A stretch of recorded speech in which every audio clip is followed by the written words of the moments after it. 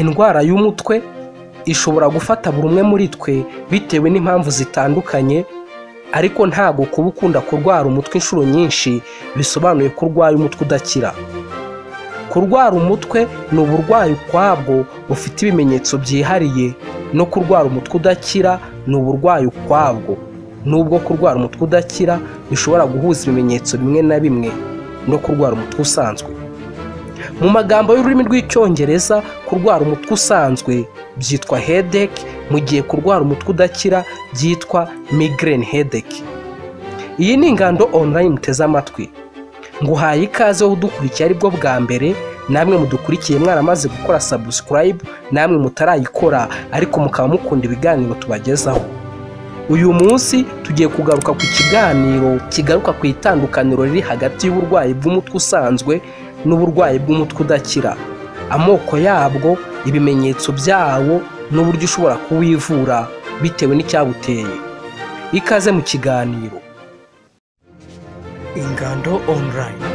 Hamwe natwe hari ikintu gishya cyo kwiga. Rimwe na rimwe uburwayi bw'umutwe usanzwe buherekezwa n'ibimenyetso bitandukanye nko kugira iseseme, kuruka no kurushaho kubabara cyane umutwe, kuva amaraso mu mazuru aribyo bita kuva imyuna, bishobora no kwiyongeraho kugira ikizungerera no kubura apeti yo kurya amafunguro atandukanye. Ucyumva ibi bimenyetso byose ushobora guhita wibaza ibimenyetso by'umutwe udakira, kandi ukibaza igishingirwaho mu kuba hakemezwa ko umurwayi runaka afite ikibazo cy'umutwe udakira. Umuntu ufite uburwayi bw'umutwe udakira ashobora kuba nawe afite byinshi mu bimenyetso tumaze kuvuga haraguru, ariko hakiyongeraho kuba umuntu ufite uburwayi bw'umutwe udakira akenshi agenda atakaza ubushobozi bwo kureba neza ibintu biri kure n'ibiri hafi. Biba bigoye cyane kuba yakitegereza ngo amenye gutandukanya amabara, kubona ibintu bimwe biri hamwe ariko ibindi ntubibone, kubona igice kimwe cy'ibintu nkaho ushobora kuba uri kwandikura ibintu mu gitabo ariko ukaza gusanga imirongo imwe n'imwe wagiye uyisimbuka, wasubiramo ugasoma ukabona iyo mirongo nta nubwo wigeze uyisoma muri cya gitabo kimwe.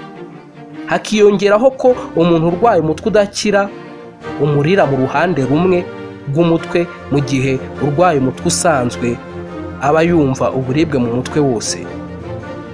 Umutwe udakira ugabanijemo ibice byinshi bitandukanye bitewe n'icyabuteye n'igihe umara ukurya utarakira. Aha turagaruka ku byiciro bitandukanye by'umutwe udakira bikunze kugaragara ku barwayi benshi. Hari umutwe udakira witwa migraine headache. Uyu mutwe ushobora kukurya hagati y'amasaha 4 kugeza ku masaha 72 utarakira, kandi ugakunda kugaruka inshuro nyinshi buri mwaka.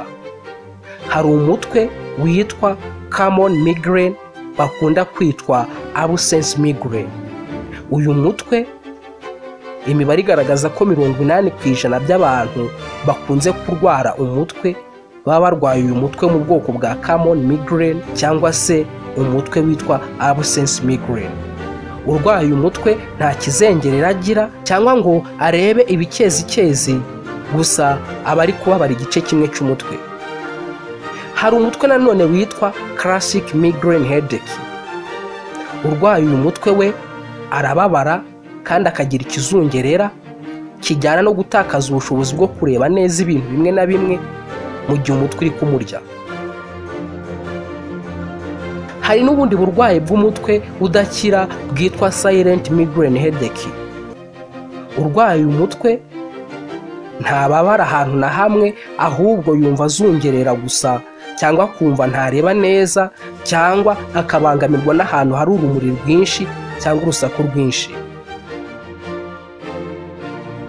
Hari n'umutwe wo mu bwoko bwa hemiplegic migraine. Urwaye uyu mutwe yumva ububabare buke mu mutwe, ariko hakiyongeraho kuba umurwayi ababara mu ngingo kandi akumva yacitse intege umubiri wose. Hari n'undi mutwe wo mu bwoko bwa retinal migraine. Uyu mutwe utuma umurwayi agira ubuhumyi bwa hato na hato butunguranye, bushobora kujya bumara hagati y'iminota 2 umuntu atareba ikintu na kimwe, nyuma akongera akareba ku buryo bishobora kugenda bisimburana, umuntu akabona nyuma agahuma gutyo gutyo, aho kugusimburana gushobora kugeza ku minsi 30. ubu burwayi bwo buba bufite ibindi bintu bubitse ku buryo ububonye ugomba guhita wihutira kwa muganga. Hari n'ubundi burwayi bw'umutwe bwitwa chronic migraine. Chronic migraine ni uburwayi bw'umutwe ushobora kumarana hejuru y'iminsi 15 umutwe ukikurya. Uretse kuba uyu mutwe udakira ushobora guturuka ku ruhererekane rw'umuryango, hari ubundi bushakashatsi butandukanye mu bijyanye n'ubuzima bwakoze bugamije gushakisha impamvu zaba zitera kurwara umutwe udakira. Ubwo bushakashatsi bushyira hanze zimwe mu mpamvu zishobora kuba ziwutera zikurikira. Impamvu ya mbere, guhangayika no kugira agahinda gaturuka ku bibazo bikomeye umuntu afite byabuze gikemura, ni imwe mu mpamvu itera kuba umuntu yarwara umutwe udakira. Aha ibi bishobora guturuka ku bibazo by'imibanire byaba biri hagati y'abashakanye, cyangwa biri hagati y'abana n'ababyeyi, cyangwa bigaturuka ku kibazo cya bizinesi yawe idahagaze neza iri guhomba, n'ibindi bintu bitandukanye bigusaba kubitekerezaho umwanya munini kugeza nawe bikubujije umwanya wo kuryama ngo sinzire neza bihagije.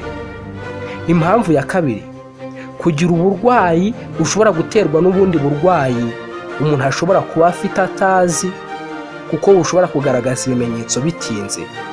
Aha twavuga nko kugira diyabete, kanseri, hepatite, hypertension n'izindi ndwara nyinshi zitandukanye zitinda kugaragaza ibimenyetso ku buryo uzirwaye ahita abimenya ku buryo bworoshye.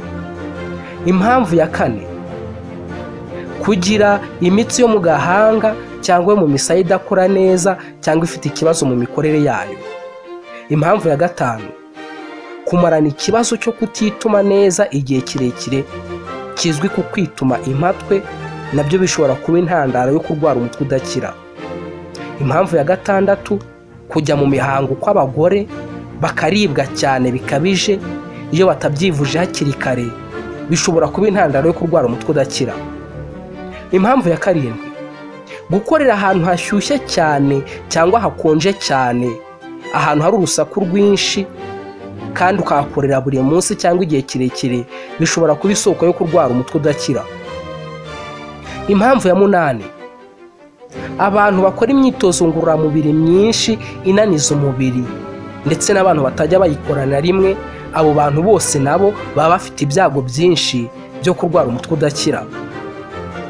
Impamvu ya cyenda, kudafata indyo yuzuye kandi ihagije cyangwa kugira umubyibuho ukabije bijyana no gukoresha imiti utandikiwe na muganga, nabyo biri mu bishobora guteza indwara y'umutwe uhoraho.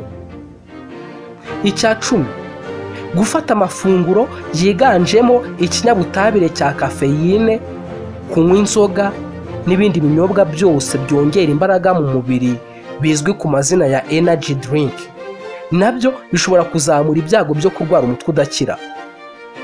Niba tuvuze ibi buri wese ubyumvise yakwibaza niba umutwe udakira uvurwa ugakira, cyangwa niba hari uburyo umuntu ashobora kuwirindamo. Kuba iyi ndwara yitwa umutwe udakira ntabwo bivuze ko ari indwara itavurwa ngo ikire, dore ko mu buvuzi bwayo ivurwa hagendewe ku kuvura icyabuteye. Iyo icyaguteye umutwe udakira kivuwe kigakira cyangwa kikoroha, umutwe udakira urakira cyangwa ukoroha. Ni nayo mpamvu usabwa kwihutira kwa muganga buri gihe cyose wumva urwaye, ukihutira kwivuza kugira ngo hasuzumwe icyaguteye indwara, uvurwe maze ukomeze kugira ubuzima bwiza. Uramutse kandi ushaka kwirinda kugira ngo utazahura n'iki kibazo cyo kurwara umutwe udakira, ushobora gukurikiza ibi bikurikira. Irinde ibintu twavuze haraguru bitera umutwe udakira. Ukunde gufata akanya gahagije ko kuruhuka no gusinzira. Abahanga mu by'ubuzima bavuga ko nibura umuntu mukuru agomba gusinzira amasaha 6 buri joro kugira ngo umubiri we ube umaze kuruhuka neza. Ntugakunde gukoresha imiti utandikiwe na muganga. Wihatire gukora siporo iringaniye kandi ujye wibuka kurya indyo yuzuye ikungahaye ku ntungamubiri na vitamine umubiri ukenera. irinde umubyibuho ukabije, unirinde gukoresha ikawa cyane mu mafunguro ufata, wirinde n'ibindi binyobwa bizwi ku izina rya energy drink. Iyi ni Ingando Online mwari muteze amatwi. Mushobora no kudukurikira kuri page yacu ya Facebook yitwa Ingando Online cyangwa kuri Instagram yacu. Ikibazo, igitekerezo cyangwa inyunganizi wabitugezaho ubinyujije mu mwanya wagenewe comment. Tuzabisoma kandi tugusubize. Mwakoze kudukurikira, naho ubutaha.